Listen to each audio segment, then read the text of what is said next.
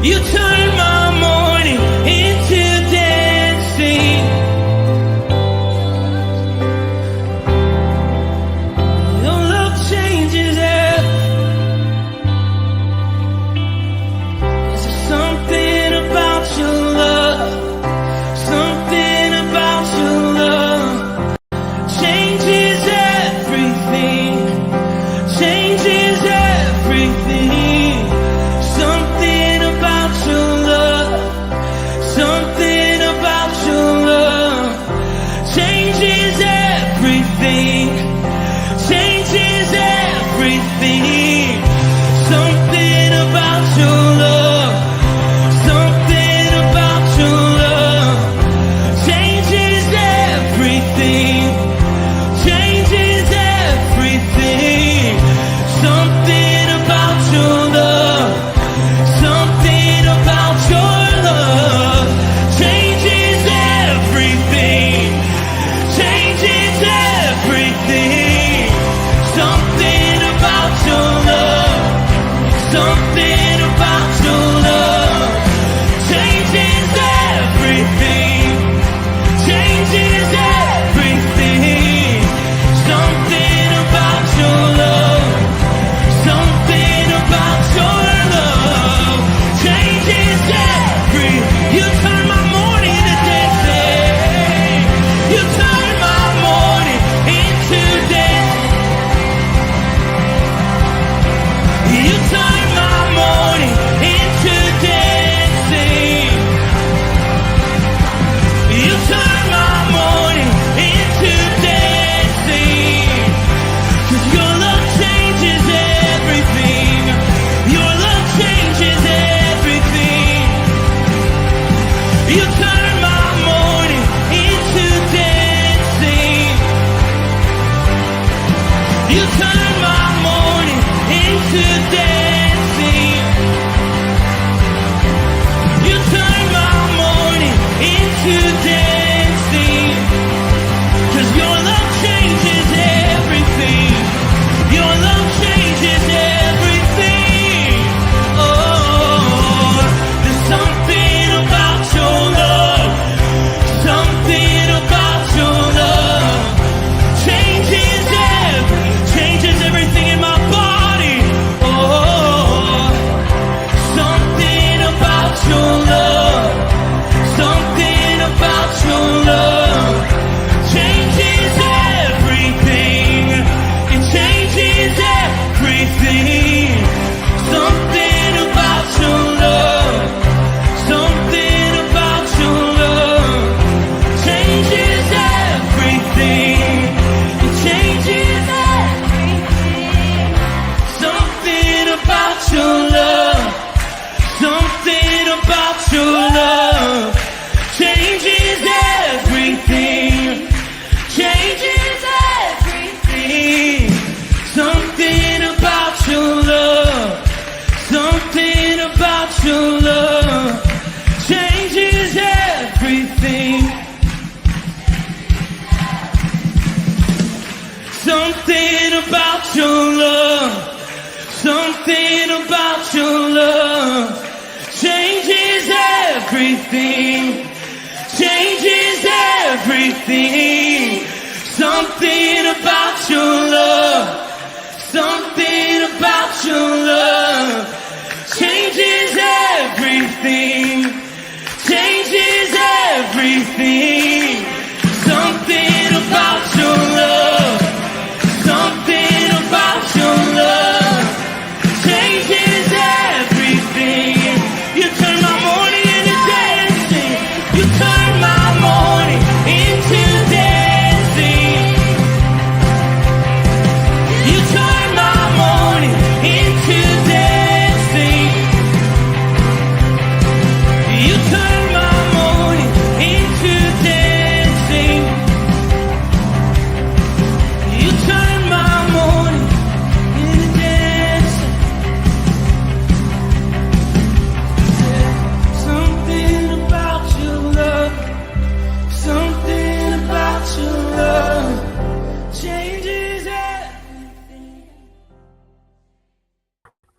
Hey, good morning, Rooted Men. Pastor Tom, Firmly Rooted Ministries. First thing, I'm in the office at Greendale, and I want to make sure that you can see me and hear me. So give me a thumbs up and let me know that I've got this thing set up right. It is good to be back with you in the devotions. Thank you to Steve Giroux and Aaron and everybody who kind of covered for me a little bit on Thursday. And Steve double dipped on Friday to catch up with the devotions. So appreciate that very much.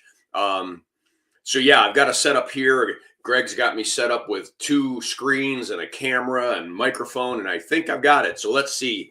Let me go down to the bottom. All right. Everyone says we're loud and clear. Good. So let's say hi. Besides me telling you hello, there's Brian Flaming. Good morning, men. Chris Connolly. Good morning. Ken Gooch. Good morning, fellow brothers in arms. Chuck B. Shalom, gentlemen. Bert Reggiani. Good morning. I'm out there on X. Good morning, Rooted Men. Let's see. Aaron Jackson, Cartier. Aaron Jackson, good morning, gentlemen. They went back last night. Glad you guys got home safe. And I think that's everybody so far. We got a few others that haven't let us know they're there. All right, before I pull up the text, let me go back and just simply catch up a little bit. Steve did the beginning of Samson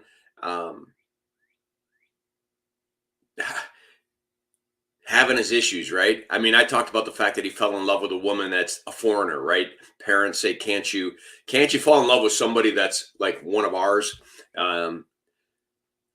It only gets worse. And one of the things we have to realize is that God is working even inside of Samson's disobedience at times. He's going to be a judge one way or the other. God's going to use him because God gifted him. But he pays some prices that I think a lot of us believers pay at times because, well, we just want to do what we want to do. Samson seemed to have no self-control. Do you understand? Can you see it? He knows he has supernatural strength. He knows the Spirit of God is in him. He knows some of the abilities that he has. And like many of the greats in Christian faith who have gotten full of themselves rather than humble, they do stupid things. And he talked about the fact that silly riddle, right? That silly riddle about honey that was inside the cavity of a lion that he killed with his bare hands. And so sweet came from the hunter, right? And they didn't know the riddle. So what happens? The woman that he's in love with just beats him down, wears him out. He thinks he's in love and he thinks she's in love with him, but it's all being used. And I think that's the way it works in how Satan tries to attack even us Christians. We Christian men, because we're Christian, doesn't mean that we're immune to some of the things out there. And we can sometimes, like Samson, think that something is the way it's supposed to be when it's not.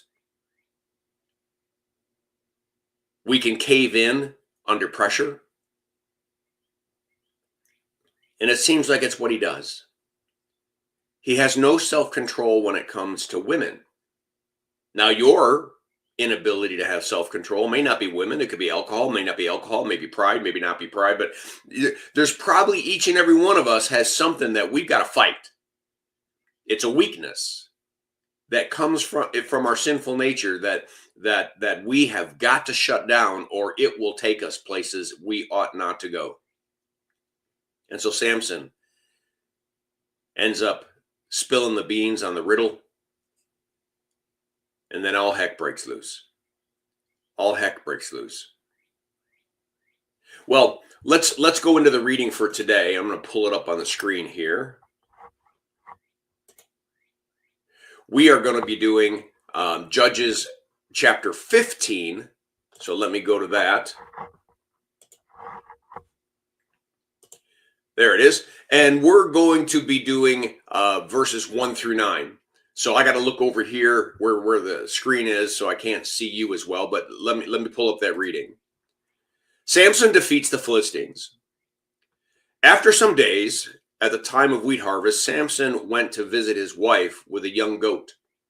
And he said, I will go into my wife in the chamber. But her father would not allow him to go. And her father said, I really thought you utterly hated her, so I gave her to your companion. Remember how Steve's devotion ended? Steve's devotion ended that after he went on a blitzkrieg and destroyed a bunch of people, the father gave the woman that Samson loved to basically his best man. Samson has no clue that took place. So he went out and you know, burned it all up, and he did what he did, and then all of a sudden he comes back to be with his wife, and his wife's not his wife. That is not going to bode well with someone who has zero self-control. Her father said, I thought you utterly hated her, so I gave her to your companion. Is not her younger sister more beautiful than she? Please take her instead. And Samson said, this time I shall be innocent in regard to the Philistines when I do them harm. So Samson went and caught 300 foxes and took torches,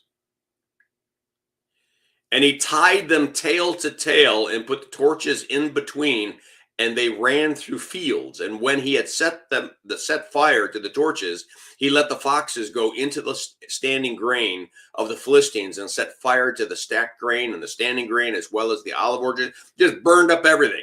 He just basically created a massive fire that went through and just burned up the Philistines' food supply. Then the Philistines said, who has done this? And they said, Samson, the son-in-law of the Timnite, because he had taken his wife, right? So now they know the story, and now the Philistines are frustrated with their fellow Philistines.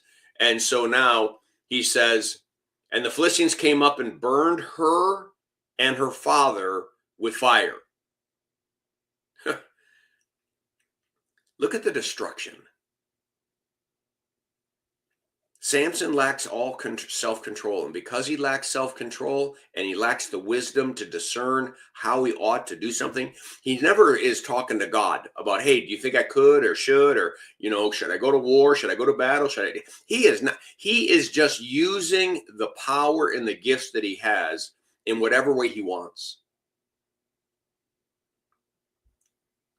And in some ways, the Philistines are pushed back. But notice God is absent from these discussions. He's absent from Samson's decision-making process. And Samson said to them, if this is what you do, I swear I will be avenged on you, and after that I will quit. And he struck them hip and thigh with great blow, and he went down and stayed in the cleft of the rock of Etam. And last verse, then the Philistines came up and encamped in Judah and made a raid on Lehi. So there we go. Tit for tat, tit for tat. He does something, the Philistines do something, the Philistines do something, he does something. It's kind of what a judge does. But don't you sense when we've gone through 4 or 5 judges already, there was some control in what Gideon was doing. There was some control in what some of the other. There's no self-control when it comes to Samson. He's a loose cannon. And there are a lot of Christians who are loose cannons because we're men who may know that we're gifted, may know that we're talented, may know that we have these desires, may know whatever it is, but we have no self-control, and hence we stomp all over everything. We can destroy relationships, we can destroy families, we can destroy all sorts of things because of the simple fact that I want, and we step into the I want without any self-control and without any desire to understand maybe, just maybe, what might God want. what might the God of the universe want for you and I today? First and foremost, maybe for some of us, as we get closer to Lent, and this Wednesday, just a couple days from now, we're going to be having our Ash Wednesday service at 7 p.m. What's the one thing this year? What's the one thing, the one pattern, the one area where we lack self-control that we want to spend weeks working on? We want to stop it. We want to exercise self-control. We want to be the man that we're supposed to be in that area. And we want to step into obedience. We want to snip that root in the kingdom of this world and retransplant it into the truths of his kingdom. And be transformed. Gentlemen, we all have areas where we lack some self-control, and it's time to hit them, to go after them. It could be sarcasm. It could be kidding. It could be putting people down. It could be getting rough or abusive in language. It could be stuff that's going on in your head. That's equally as important. Just because it doesn't come out doesn't mean it doesn't have an effect. So let's be thinking about how we are called by God to be men in service in his kingdom. And maybe we would love the power and the authority and the strength of a Samson, but just with a little self-control. Because none of this is working out right for him. None of it's working out right for him. And it won't. It's going to get tough. All right. I'll leave it at that. I think that's everything, and that's for everybody. All right. Blessings on your day. Make it a firmly rooted day, and may someone see Jesus in us today. Peace.